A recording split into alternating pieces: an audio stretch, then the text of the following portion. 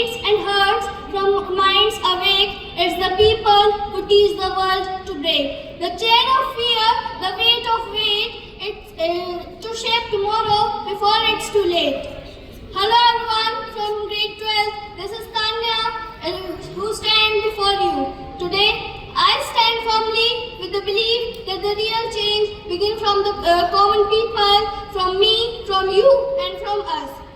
Change, the word that shapes nation, drives revolution and defines the progress. But the question before us today is, does change begin from government or does it rise from the common people? After all, the government is the reflection of power it governs. It's the collective voice, the courage and the conscience of the citizen that creates movement powerful.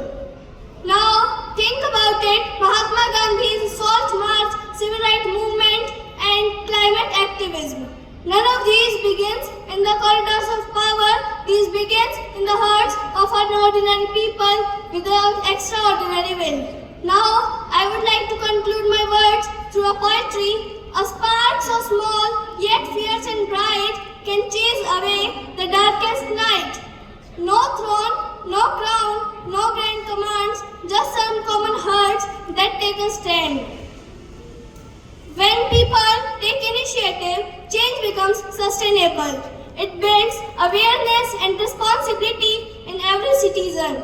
It inspires innovation because individual finds creative solution for their common problem. It creates and unites communities that reminding us that even each small effort contributes to the larger good. True progress not begin in the parliament. It begins in the hearts and homes of an ordinary people. Government can make laws, yes. Government can make laws, yes.